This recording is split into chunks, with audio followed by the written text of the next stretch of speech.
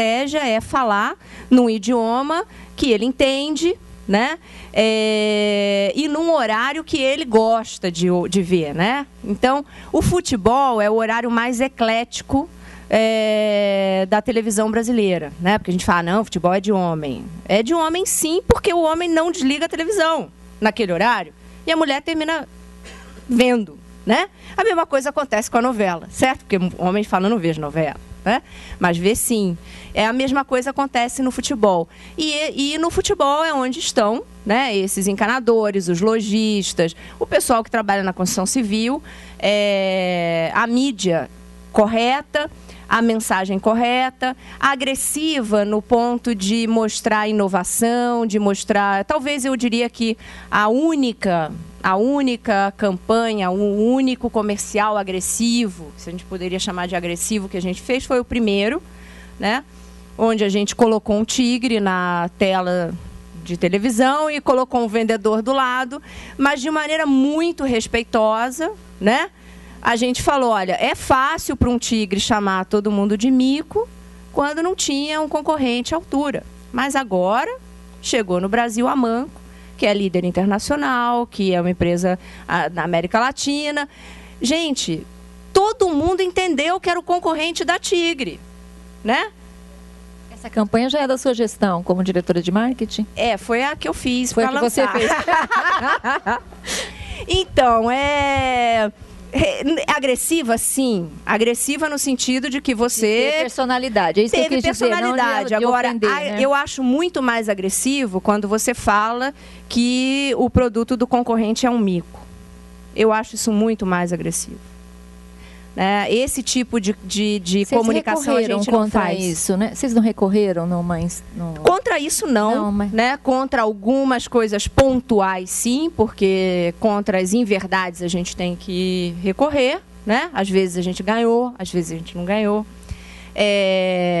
Mas hoje a coisa, talvez eu diria que o mais importante é que o Brasil sabe, né, que a Amanco não é mico. Então, essa publicidade não fala mais com a gente, né? Fala com os outros 32% do mercado brasileiro, onde tem 58 fabricantes de tubos e conexões concorrendo. Então, nós, quando lançamos, nós tínhamos adquirido 2 marcas locais, né? E em 2006, nós tínhamos 13% de market share. Hoje temos 32% e a Tigre tem 41%. Naquela época, a Tigre tinha quase 60%, né? Vamos mudar de assunto, né, Tânia? Eu estou impressionada. Olha, bom, antes da gente mudar, deixa eu falar 2 coisas, porque o meu papel aqui é lembrar o pessoal das aulas que a gente teve. Tá? Então, 2 coisas, porque a gente vai falar um pouquinho de carreira, né, Tereza? E lembrar também das nossas aulas das Carreiras Sem Fronteiras. Você deu aqui, acho que algumas aulas maravilhosas. Então, para uma educadora e para falar para uma escola... Esse seu trabalho, olha, é maravilhoso. Eu tenho certeza que vai ter gente aqui que depois vai querer visitar a American para saber um pouco mais como é que vocês fizeram esse treinamento aí dos 45 mil encanadores. Maravilhoso, né? Maravilhoso. 45 novos, tá? Os 300 mil que já estão no Brasil, eu reciclo em outro projeto, que chama maravilha. Doutores da Construção. Ai, que maravilha. Depois eu conto depois nós vamos conversar, porque nós temos uns casinhos para escrever, né, Tereza? Então, a segunda coisa é quando você falou de como você trabalhou a sua carreira. A gente vai falar um pouquinho mais da sua carreira, mas a gente tem aqui uma ideia de conversar um pouquinho mais da carreira ligada ao papel feminino, universo feminino aí dentro das organizações. Mas você falou uma coisa assim, bárbara, para um modelo de carreiras que a gente tem estudado na escola aqui, né? Que é o seguinte: a carreira ela se dá pelo exame de si mesmo e pela noção, pela visão que você vai ter, pela compreensão do cenário, né? E tudo isso muito fundamentado nos valores. Na hora que você falou, olha, eu era jornalista, eu tinha os meus valores, eu via que aquele cenário eu não estava conseguindo fazer. E aí você vai mudando. E eu acho que uma coisa interessante é que às vezes a gente tem o pessoal que vem fazer o curso da FIA, às vezes chega, professor, olha, eu tenho uma formação né? Por exemplo, tem uma formação em jornalismo, quer dizer, eu tenho que seguir essa carreira até o final, né? E a gente fala muito das carreiras sem fronteiras, em como a gente não precisa se amarrar à nossa graduação. A graduação é o início, e a carreira vai se fazendo pela interação entre a gente e o que vai acontecendo aí no mundo, né? Então, isso, assim, acho que foi uma lição e tanto para quem estuda carreiras, né? Então, queria só pontuar isso para a gente passar agora. E só falando, nessa coisa da carreira sem fronteiras, a Marise trabalhou em varejo, quer dizer, trabalhou em jornalismo e nos setores de varejo, tecnologia, produtos de consumo, mídia e serviços. E mais sem fronteira, trabalhou na Venezuela, na Colômbia, no México, Estados Unidos e Brasil. Quer dizer, é sem fronteira geográfica, sem fronteira de formação psicológica, né? Completamente aberta. Né? Agora, e muito centrada nela. Né? Então, você estava o tempo inteiro falando, você falou, olha, os meus valores, aquelas coisas que eu acredito, as coisas que eu vou fazer. Isso é, assim, é mostrar na prática o que a gente fala no teórico. Tá bom? Marise, a gente conversou um pouquinho antes de entrar aqui sobre você, né? Quem é a Marise além da executiva, né? E quem é a Marise além da executiva? Conta pra gente. Bem, eu diria assim, uma pessoa bastante simples, no sentido amplo do que significa simplicidade. Eu sou uma pessoa aberta, uma pessoa de muito fácil comunicação, extremamente afetiva. Aliás, eu acredito que o futuro, a única forma de fazer o mundo ser melhor é através do afeto, né? Acho que é isso que a gente perdeu. Afetiva em todas as minhas relações, né? Se eu tenho uma relação aqui eu tenho pessoas que trabalham indiretamente, né? Prazer ver um dos consultores da Integration que trabalha hoje num projeto lá com a gente. Eu conheço as pessoas pelo nome, eu sei o que as pessoas fazem, o que as pessoas almejam.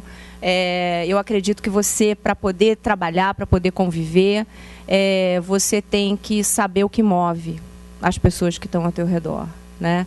Então, se você não tem esse tipo de característica, eu acho que você pode até conseguir as coisas, mas vão ser mais difíceis, né? Então, eu talvez me defina, eu acho que esse é a minha fortaleza, né? Eu sou uma pessoa totalmente empática, eu acho que isso talvez é o que mais a mulher pode agregar no mundo corporativo. Eu diria que tem duas características que são mais femininas, que são a empatia, que é a capacidade de você se colocar no lugar do outro. A mulher, geralmente, ela é mais empática do que o homem. Né? Um exemplo que eu dou, eu falo, mas como é que é isso? Né? Não é bem assim. Quando você chega como mulher com dor de cabeça em casa, né, e fala para o marido assim, pô, eu estou morrendo de dor de cabeça. A primeira coisa que o marido vai fazer, obviamente, se é um bom marido, se gosta de você, né, é ir pegar um comprimido e um copo d'água. Né? Enquanto que se ela vai na casa da mãe, fala, mãe, eu estou morrendo de dor de cabeça, a mãe não vai pensar no comprimido. Ela vai perguntar, mas por que você está com dor de cabeça? Né? O que aconteceu, minha filha? Ela vai na causa. Isso, para mim, é empatia. Tá? Você se colocar no lugar do outro, entender efetivamente o que está acontecendo. Eu acho que a mulher tem essa característica muito mais... É parte do feminino. A mulher, quando eu digo mulher, não só o sexo feminino, né? Mas todos nós, uma pessoa bem equilibrada, uma pessoa no seu centro, ela deve ter o yin e o yang, né? O lado masculino, o lado feminino. A empatia, ela é do lado feminino, né? Então, agrega isso. Eu sou uma pessoa muito empática. Com todos com quem eu me relaciono. Eu fui casada até o ano passado, fiquei casada há 17 anos, me separei no ano passado. Absolutamente nada a ver com me separar porque eu era executiva, porque não. Nada disso, né? Meu marido é uma pessoa de sucesso, empresário, apoiou minha carreira a vida inteira, nunca houve ciúme. Ele te seguiu, vocês moravam na Venezuela, ele te seguiu para o Brasil? A decisão de vir para o Brasil foi dele, não foi minha. E ele é venezuelano? Ele é venezuelano.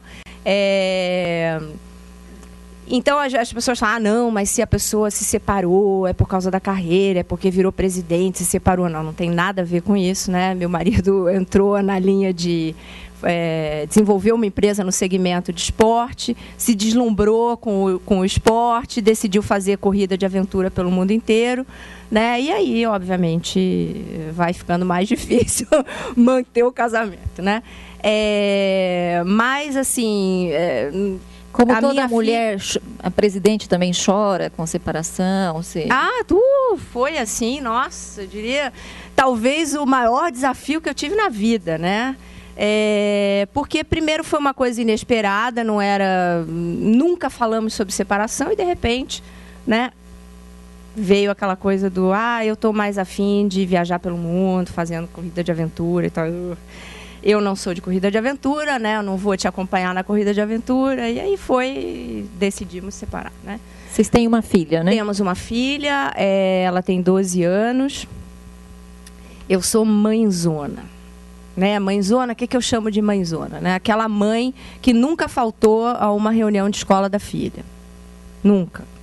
Né? Nunca deixei de ir a uma apresentação dela, porque ela, além de tudo, é uma criança muito versátil, então ela faz balé, aí deixou de fazer balé, foi fazer hip hop, nada, então joga voleibol, é da seleção de ginástica olímpica do colégio, então vocês imaginam o que significa isso em termos de atividade, né? Mas eu sempre fui, nunca faltei, né? E aí onde eu falo, eu tenho muito claro quais são as minhas prioridades. Né? Se eu tiver que abrir mão do meu trabalho porque não houve a compreensão do outro lado de que era muito importante eu ir no balé da minha filha, não é a empresa onde eu vou ficar. Né? Você já encontrou resistência? Nunca, nunca. Eu acho que o que existe é mais medo das pessoas falarem a verdade. Né? As pessoas têm muito temor. Eu acho que o medo é um grande problema hoje no mundo, né? É a autocensura, você diria? É a autocensura, eu acho. Eu nunca tive vergonha de falar. Inclusive, aconteceu o seguinte, quando veio o tema de eu assumir a presidência, né, foi no finalzinho de junho, e eu tinha férias marcadas, com passagem comprada, para viajar no dia 4 de julho. Menos de uma semana depois. E eu ia ficar 15 dias fora, né? E veio o chefe, né, já para conversar e não sei o que, falou, olha, só tem uma coisa. Eu vou tirar férias. Eu já tenho tudo marcado, não vou abrir mão, isso é uma coisa super importante para mim. Minha filha tem férias 2 vezes por ano. Todo ano eu viajo com ela em janeiro e em julho, isso também é uma condição para mim, né? Não vou abrir mão das minhas férias de julho, nem das minhas férias de janeiro.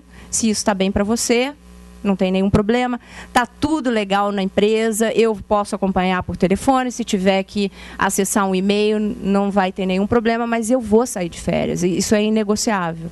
Tudo bem? Tudo bem. Né? Obviamente, se eu ouvisse não, então eu não vou ser presidente. Né? Então, acho que isso são coisas que a gente tem que ter muito claro na vida, né? Quais são as tuas prioridades e, estabelecidas as prioridades, não abrindo mão, você vai ser feliz. Né? Isso não significa, em absoluto, que se existe um determinado momento onde existe uma crise, onde existe realmente um tema que é de emergência absoluta, que você tem que deixar uma coisa para cuidar de outra... Mas eu acho que você tem a capacidade de se organizar para isso também, né? A crise pode ser organizada.